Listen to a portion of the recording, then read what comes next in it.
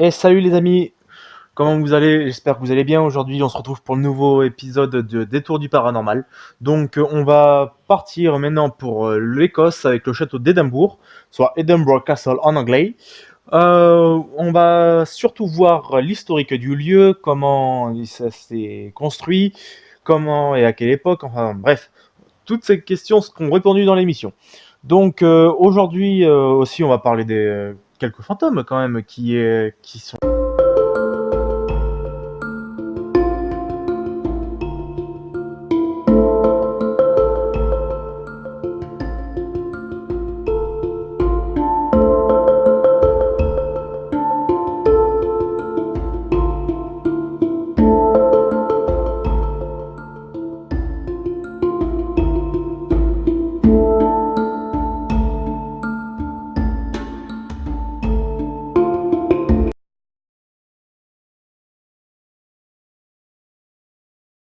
Les origines du site sont tellement anciennes et méconnues qu'il est difficile d'établir la véritable date de sa première occupation, même de sa première construction. Toutefois, plusieurs études archéologiques suggèrent qu'il y a eu une présence humaine aussi loin que l'âge du bronze, donc les hommes de caverne.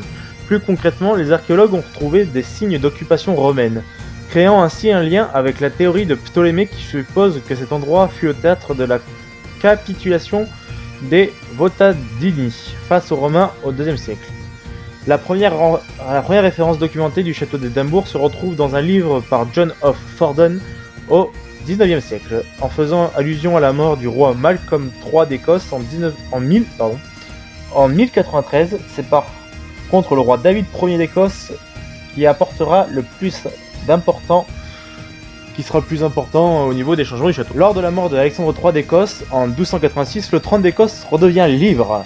Le roi Édouard Ier d'Angleterre s'empare du trône et envahit l'Écosse. Et ouais, faut pas dire qu'il était c'était pas un enfant de cœur, hein. En plus, il a fait ça un dimanche. C'est ainsi la première guerre d'indépendance écossaise. La ville d'Édimbourg rendit les armes après 3 jours de bombardement. À la mort de Édouard en 1307, bien fait, le pouvoir anglais sur l'Écosse s'affaiblit considérablement. Ouf, un vrai château de cartes. La défense du château furent détruites le 14 mars 1314 sur l'ordre de Robert Ier d'Écosse, dit Robert le Bruce, à la suite d'une invasion surprise anglaise de Thomas Randolph, afin d'éviter une nouvelle occupation anglaise du château. Oui, et c'est de là où sera tourné le film Roberts en relatant ces mêmes faits. Le roi Édouard III d'Angleterre envahit l'Écosse en 1333, marquant le début de la deuxième guerre d'indépendance de l'Écosse. Les forces anglaises ont donc fortifié le château d'Édimbourg qu'ils ont occupé jusqu'en 1341. L'ultime attaque écossaise fut amenée par William Douglas, l'opération fut un succès et le château revient aux Écossais. Un peu quand même, oui. Le traité de Berwick conclut les deux guerres d'indépendance et donna la chance au roi David II de démarrer un vaste projet de reconstruction du château d'Édimbourg. Plusieurs séries de travaux s'échelonnèrent les uns sur les autres jusqu'au XVe siècle. À ce moment, le château vit sa fonction première lentement dériver vers un entrepôt d'armes et de matériel de guerre. Quelle triste fin pour un château. Le roi Jacques IV d'Écosse fit construire le palais Holyrood de l'autre côté de Royal Mills. Et en faisant sa résidence principale, la tradition sera perpétuée depuis toujours, même après.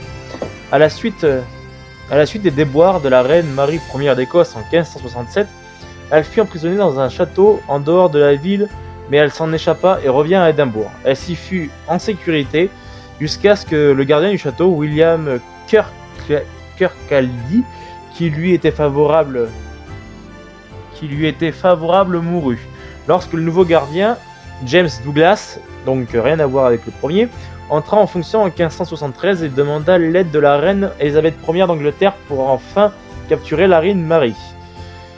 Le château fut donc bombardé à nouveau. Oh là là, putain, c'est un château qui a été considérablement détruit puis refait.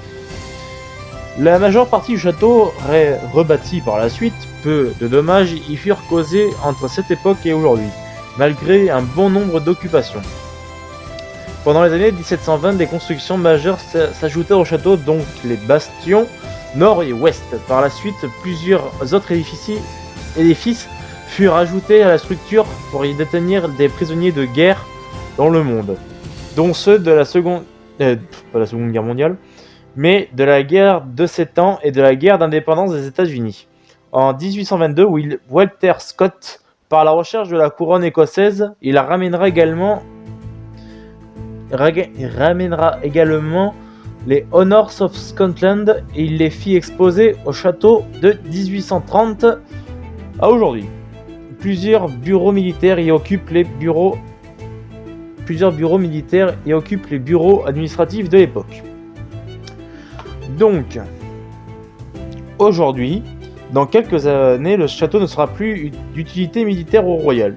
Il est ouvert aux visiteurs et géré par l'organisme spécialisé de l'Écosse, qui occupe à la fois l'administration et la conservation du site. C'est l'attraction de touristes la plus visitée d'Écosse, tu m'étonnes. On dit aussi que le château est hanté, on trouve plusieurs expositions et cérémonies intérieures du château, parmi lesquelles les Honors of Scotland, là où se trouvent les bijoux de la couronne d'Écosse, la pierre du destin et le mémorial national de la guerre. Après, parmi les fantômes, il y a ceux que je vous ai cités, Mary Stuart d'Écosse, il y a le roi Jacques IV d'Écosse qui est aussi une petite star là-bas, et le roi III d'Angleterre. Ça fut laborieux parce que déjà sur les sites que j'ai trouvés, ils parlaient pas forcément des fantômes, donc du coup j'ai dû chercher dans certains bouquins, voire même au-delà de ce qui était imaginable. Donc voilà les amis, c'est la fin de cet épisode, j'espère que ça t'aura plu.